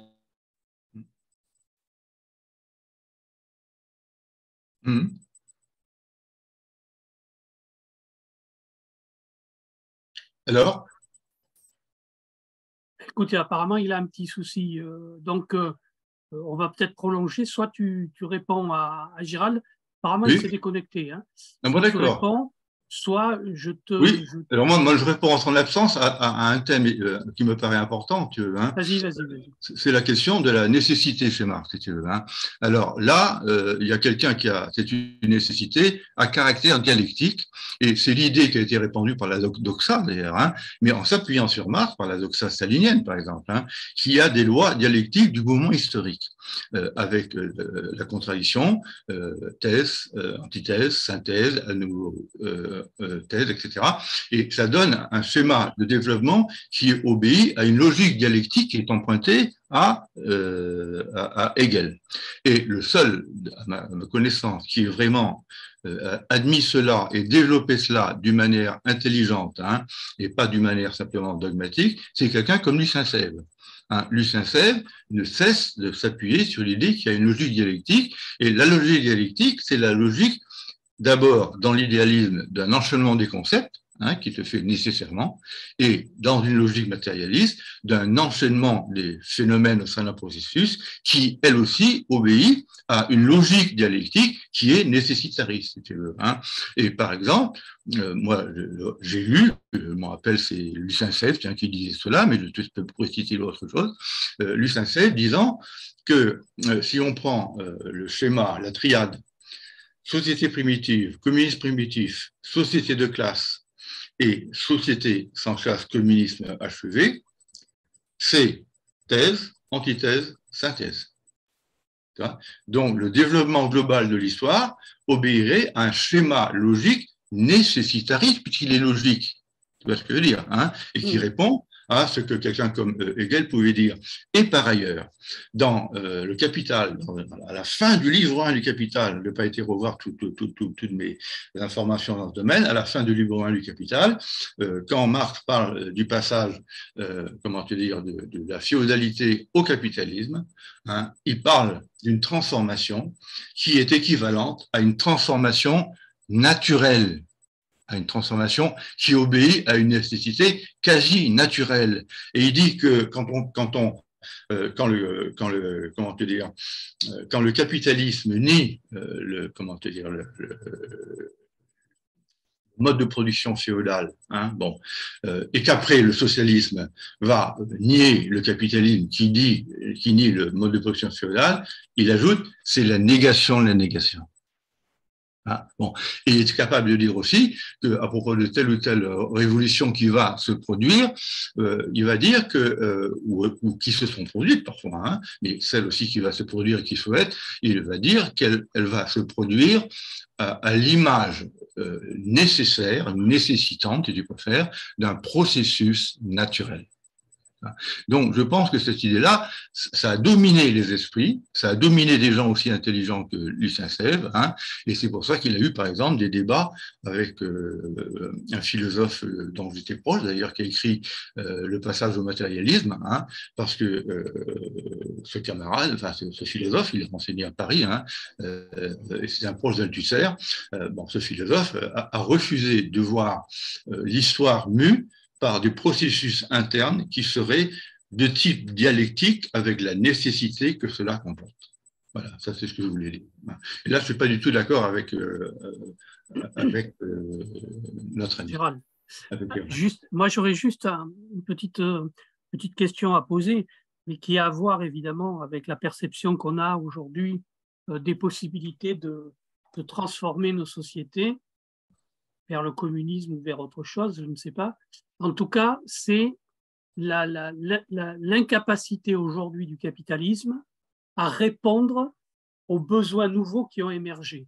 Je veux dire que quand on regarde un petit peu les crises diverses qui sont en train que nous sommes amenés à vivre, le capitalisme est dans l'incapacité d'y apporter des réponses structurelles.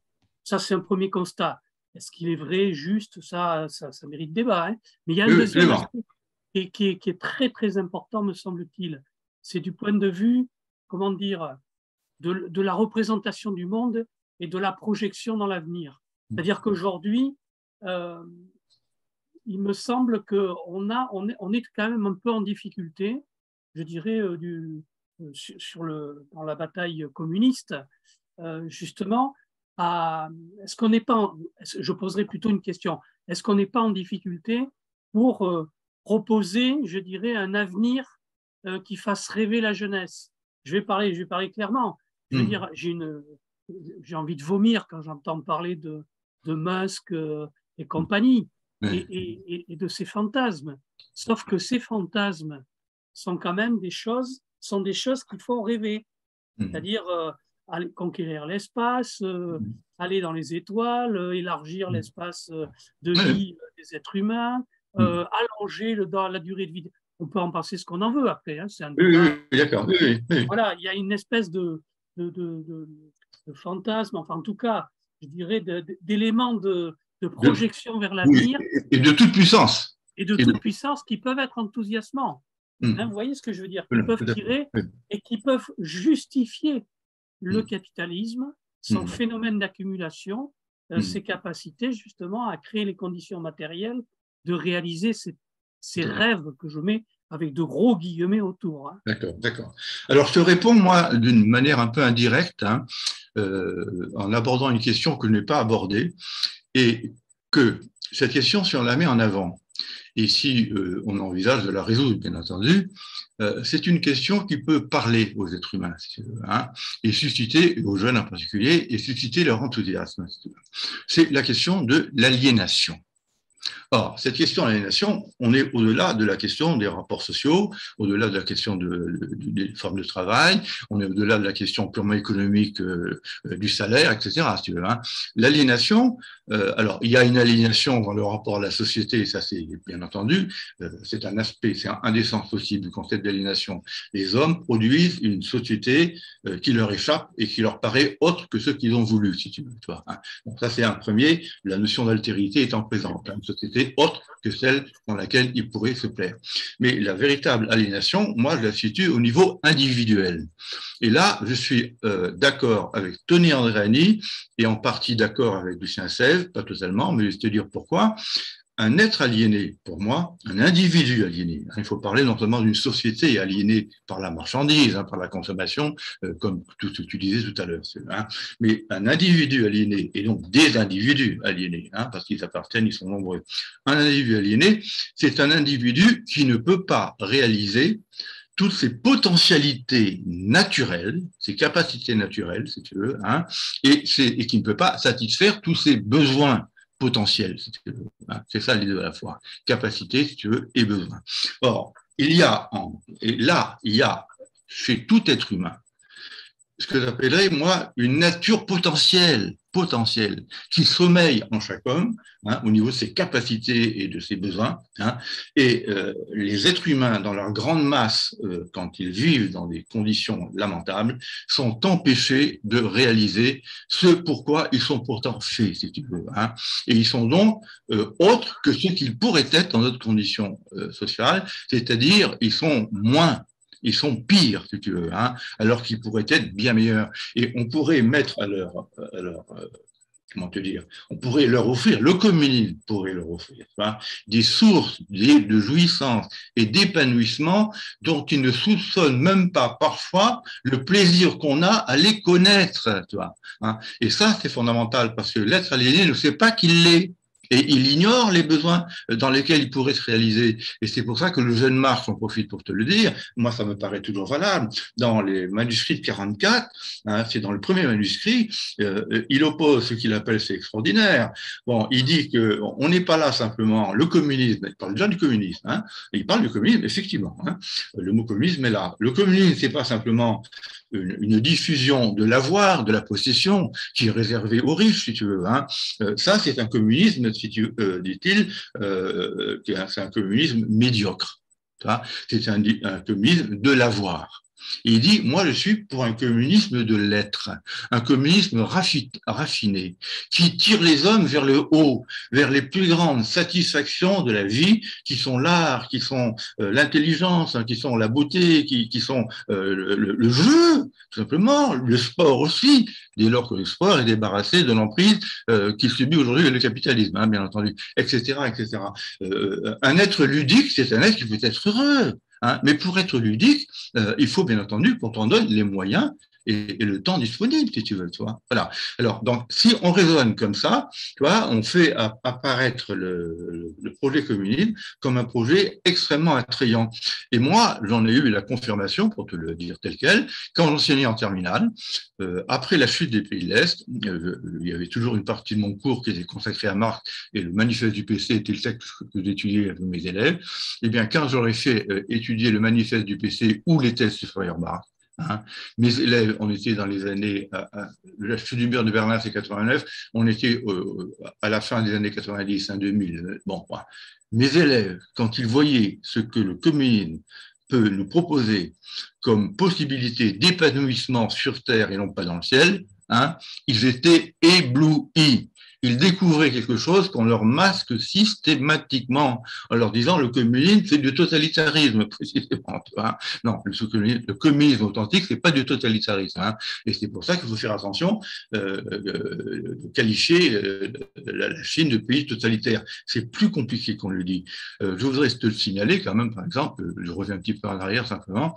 Est-ce que tu sais qu'en Chine, c'est mon ami Tony Andréani qui le sait, parce qu'il y est allé, il était invité à faire des conférences, etc. Il était totalement libre. Hein. Bon, hein, et la demande des étudiants chinois, c'était parfois que Tony leur parle de philosophes français à la mode comme Foucault, tu vois, ou Deleuze. Et Tony leur disait, c'est pas forcément les plus intéressants. Il y en a d'autres plus intéressants. Hein, je te dirai pas lesquels, parce que j'en faisais partie, si tu veux. Bon, selon lui. Hein. Et alors, donc, dans ces conditions-là, Tony m'a renseigné sur le pluralisme qui existe aussi en Chine au niveau des écoles économiques. Il y a une école économique libérale qui a pignon sur rue et qui a ses instituts. Il y a une école économique orthodoxe, conforme à la pensée du parti, et il y a une école économique gauchiste, figure-toi. Bon, quand tu présentes un avenir communiste comme un avenir qui, tout en étant communiste, peut comporter un univers de libre discussion, de libre échange, hein, et de haussement du niveau intellectuel de tous dans la conscience qu'on a de ce que nous sommes, tu offres un projet qui est séduisant. Moi, il me séduit. Je préfère ça à la bêtise dominante que je connais de plus en plus dans les médias contemporains. Voilà ce que j'avais envie de te dire. Ok. Gérald, il faudra que tu réécoutes la soirée, parce que bon, il a répondu, hein, Yvan, à un certain nombre de questions qu'il a posées sur la nécessité. Il a répondu à rien parce que je n'ai pas posé mes questions. Mais non, il a répondu sur la question de la nécessité. Et alors, après, c'est là-dessus que je voulais dire quelque chose, puisque la nécessité de ma batterie en fin de a fait que l'écran m'a coupé le sifflet, mais la possibilité de la brancher sur le secteur me fait revenir parmi vous. Voilà, et donc c'était justement sur ce thème de la nature humaine qui m'intéressait bien, et chez Marx, parce que certaines personnes se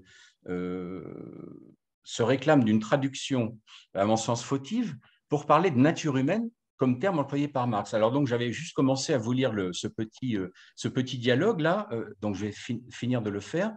Donc cet ami me dit, j'avais terminé mon topo quand m'est revenue une autre interrogation. À plusieurs reprises dans le Capital, Marx parle de nature humaine. C'est dans un livre, alors pas un livre de Marx, mais un livre de Hetzel qui donne un mode d'emploi du Capital, on va dire ça pour faire rapide, un mode d'emploi de 1000 pages, entre parenthèses. Et donc, il traduit les conditions les plus conformes à leur nature humaine. Et cet ami dit, Lucien Sèvres, dans Marx et nous, page 62, traduit à leur nature d'êtres humains. N'y a-t-il pas une ambiguïté chez Marx que Lucien Sèvres essaye de gommer? Alors, je suis retourné un peu aux sources et je lui réponds ceci. Sèvres traduit ce passage par « ils », c'est-à-dire les producteurs associés. Ils accomplissent ces échanges en dépensant le minimum de force et dans les conditions correspondant de la façon la plus digne à leur nature d'êtres humains. Et Sèvres précise dans la note de bas de page, de la même page 62, traduction personnelle de ce texte archi-connu, où j'évite quelques formulations classiques, à mon sens inexactes ou malencontreuses, comme de rendre, alors c'est de l'allemand, je ne suis pas un germaniste, mais bon, comme de rendre ihrer menschlichen Natur par à leur nature humaine. Donc, il y a, sur la base d'une traduction qu'on peut estimer fautive, enfin, il le semble, une ambiguïté dans laquelle on peut attribuer à Marx qu'il fasse sienne le concept de nature humaine. Et alors, ce que je voudrais discuter avec Yvon, c'était que je ne comprends pas là où il se positionne. Je sais qu'il tient à cette notion de nature humaine, ce n'est pas la première fois qu'il en parle, mais d'une part, ce soir, il nous dit « l'homme n'est pas enfermé dans une nature humaine éternelle », donc ça, il l'a dit, je l'ai noté, et par ailleurs, il dit que Marx a sous-estimé une nature humaine hostile au communisme. Donc, j'ai envie qu'il nous dise ce à quoi il se raccroche en fin de compte, parce que les deux propositions sont contradictoires et de façon antagonique. Là. Tu réponds ? Oui, je peux te répondre ? Oui. Alors, de toute façon, comment te dire, le texte de Marx, s'agissant de la nature humaine, je te dis tout de suite, n'est pas homogène. Première idée. Hein. Il peut y avoir des textes un peu différents, et je vais te le montrer tout à l'heure. Hein. Deuxièmement, traduire plutôt que nature humaine, dit menschliche Wesen, hein, l'être de l'homme. Traduire ça par ce que sont les hommes par nature, hein, c'est un peu ce que tu as dit, plutôt que nature humaine. Hein, bon, ça me paraît un peu, comment te dire, jouer sur les mots. Tu vois, on est pas, à mon avis, on joue sur les mots. Si voilà. Par contre, ce qu'il faut intégrer chez Marx, c'est que il y a effectivement chez lui des passages, je vais t'en donner un ou deux, hein, où il parle de la nature humaine, mais où il ne veut pas l'enfermer dans l'idée que ceux qui défendent cette idée de nature l'enferment. Et il y a en particulier une note dans le Capital, hein, c'est à la fin du Capital, où il parle de Bentham, et de son souci de l'intérêt, hein, de l'égoïsme comme moteur de l'activité humaine. Et il s'en prend à Bentham et il lui dit, mais Bentham, Bentham ne se rend pas compte que sa vision de la nature humaine est extrêmement restreinte. Il n'a pas été capable d'explorer cette nature humaine dans toutes ses faces. Et à ce moment-là, il s'apercevrait qu'il a tort de la réduire au seul intérêt comme moteur de l'action humaine. Donc, pour Marx, c'est l'hypothèse contre l'idée que Bentham se fait de la nature humaine, qui est une idée négative, propre au libéralisme. Hein, il lui oppose une nature humaine beaucoup plus riche et qu'il faudrait prendre en considération et étudier de façon à échapper à cet unilatéralisme. Voilà. Oui, mais tu vois bien que quand tu dis ça, il ne s'agit pas de la nature humaine éternelle, mais il s'agit bien de leur nature d'êtres humains à travailler. Voilà, mais donc c'est là où réside l'ambiguïté. Enfin, voilà. À mon avis, il n'y a pas d'ambiguïté chez Marx, sauf pour les gens qui traduisent de travers. D'accord. Voilà, mais toi, ta position à toi par rapport à la nature humaine, ta position personnelle. Alors, j'en ai parlé tout à l'heure. Je crois qu'il y a énormément d'aspects de l'être humain qui sont conditionnés par l'histoire. Hein. Bon, l'homme est quelqu'un qui produit l'histoire, mais qui est aussi produit par l'histoire qu'il produit. D'accord, hein, c'est circulaire. Oui, bon. Et tout à l'heure, on en a parlé, je n'étais peut-être pas là, je ne me souviens plus, quand tu vois les transformations qu'a subi la mentalité humaine, hein, les valeurs humaines, hein, depuis l'Antiquité à nos jours, hein, l'abolition de l'esclavage, la déclaration de la République, l'égalité de l'homme et de la femme, etc., il y a toute une série de déterminations concrètes des êtres humains qui bougent et qui progressent hein, avec l'histoire, si tu veux. Hein. Donc, à ce niveau-là, il y a une historicité de l'être humain. Mais bien, on est d'accord. Bon, mais pas de la nature humaine. Voilà, mais pas de la nature humaine. Des êtres humains. L'historicité, elle se manifeste de la manière suivante que j'emprunte. Alors non pas Lucien Sey, parce qu'il n'est pas d'accord avec nous, moi et Tony, mais nous on est tout à fait d'accord et il débat avec nous dans ses ouvrages, dans l'homme en particulier. Hein, le tome s'appelle L'homme. Il y a, selon moi, selon Tony, et beaucoup de biologistes et de psychologues te le diront, il y a des potentialités naturelles dans l'ordre des facultés et de besoins qui sont en tout homme. Des potentialités. Et ce qui est historique, si tu veux, hein, ce ne sont pas ces potentialités, c'est l'actualisation de ces potentialités au fur et à mesure des progrès techniques de l'histoire et des progrès historiques et des progrès sociaux. C'est-à-dire que, par exemple, la capacité, par exemple tout banal, hein, bon, excuse-moi de la modestie de l'exemple, la capacité d'utiliser un ordinateur, bon, c'est une potentialité qui est propre à tout être humain, mais la réalité de la chose n'existait pas tant qu'il n'y avait pas des instruments techniques pour produire des ordinateurs. Hein. Mais par contre, il y a la possibilité en tout être humain d'accéder à la manipulation et à une compétence dans l'ordre de l'ordinateur. Et je pourrais multiplier des tas de choses. Le goût de l'art, tu ne vas pas me dire que le goût de l'art n'est pas une donnée naturelle en tant que potentialité, sauf que cette potentialité, à savoir le goût qu'on peut prendre aux œuvres d'art et la jouissance esthétique, etc., cette potentialité, elle n'est actualisée que dans certaines catégories de la population du fait d'un conditionnement social et éducatif. Et du coup, il y a des gens qui paraissent complètement ignorer l'art et être des imbéciles en matière d'esthétique, ce qui est faux. Tout être est potentiellement un artiste. C'est ça que je veux dire.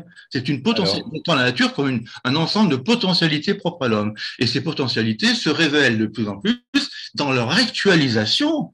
Parce qu'on ne pouvait pas soupçonner il y a 1000 ans ce que les hommes feraient concrètement de leur vie, dans leurs besoins et dans leurs désirs, aujourd'hui, tu vois. Donc, il faut raisonner en termes de potentialité naturelle que la biologie humaine fournit à l'homme. Alors, je ne suis pas d'accord avec toi. Je suis tout à fait d'accord sur le couple de termes potentialité-actualisation. Et d'ailleurs, comme tu le sais sûrement, Seff, c'était son premier avis au Comité consultatif national d'éthique, a inventé le concept de personne humaine potentielle pour l'embryon. Tout à fait. Donc, je suis parfaitement sur cette ligne-là. Et il propose aussi un autre concept qui est celui de forme historique d'individualité. Faire comme tu le fais, une espèce de jonglage entre potentialité et potentialité naturelle inscrite dans la biologie, ça n'a pas le même sens du tout. Et je ne vois pas la nécessité de parler de potentialité naturelle. Pour moi, elles sont entièrement sociales et déterminées selon les époques historiques. Alors ça, là, on n'est pas d'accord. Oui, mais parce que tu as une vision outrancièrement historiciste de l'être humain. L'être humain est issu de la nature. L'être humain est issu de la nature. On peut le penser assez facilement en distinguant les concepts de base et de support. Le support, c'est le corps neurobiologique. Évidemment qu'on est fait d'une biologie. Ça, c'est le support. Mais la base, elle est dans l'ensemble des rapports sociaux. Non, voilà. Je ne suis pas d'accord avec ta distinction. On a un désaccord. Oui. Moi, je crois que c'est un désaccord très fort. Non, mais il y a des dimensions psychologiques inhérentes à l'être humain qui ne sont pas simplement le produit de l'extérieur. Si tu vois. Par exemple, les pulsions, telles que Freud les a révélées, les données pulsionnelles, ce sont des données, si tu veux, qui sont inhérentes à tous les êtres humains. Si tu veux. Voilà. Alors, on peut discuter de la pulsion de mort, telle que Freud l'a mise au premier plan, mais il n'empêche qu'il y a des pulsions sexuelles, il y a des pulsions affectives, il y a des pulsions il y a aussi une affectivité qui est liée à ces pulsions et qui va s'investir et s'actualiser dans des conditions données au sein de milieux familiaux plus ou moins différents, et ça va donner des individus à ce moment-là qui sont façonnés différemment à partir pourtant de potentialités qui étaient équivalentes. Je vous propose d'arrêter, non pas d'arrêter le débat, parce qu'on pourrait le continuer tout au long de la nuit, compte tenu, je dirais, de toutes les questions qui sont soulevées. J'ai envie de donner un rendez-vous ultérieur pour qu'on retravaille sur cette question de la dimension du communisme de l'être. Avec peut-être une conférence un petit peu travaillée là-dessus. Ça me paraît être une dimension tout à fait importante. Ça ne veut pas dire que la question des bases matérielles doit être évacuée, au contraire, mais peut-être mieux articuler ces dimensions. Mais ça suppose à ce moment-là, pour que le débat soit plus pointu, que je ne sois pas en train d'improviser, si tu veux, mais que je vous lise un texte lui-même pointu, si tu veux. Toi. Tout à fait, absolument. Voilà, d'accord. Ok, merci beaucoup. Merci beaucoup pour cette soirée. Merci pour ta contribution. Si tu as encore envie d'apporter des choses, tu as vu qu'on tient nos 15e rencontres au mois de décembre sur justement sortir du capitalisme, 2 points, nécessité, possibilité au pluriel. Donc, il y a effectivement… On était en plein dedans déjà. Absolument. Donc, on pourra poursuivre évidemment toutes ces questions-là à cette occasion. Merci beaucoup. Allez, merci au revoir. Gérald. Et salut à très bientôt. Yvon et salut Dominique. Oui, et au revoir.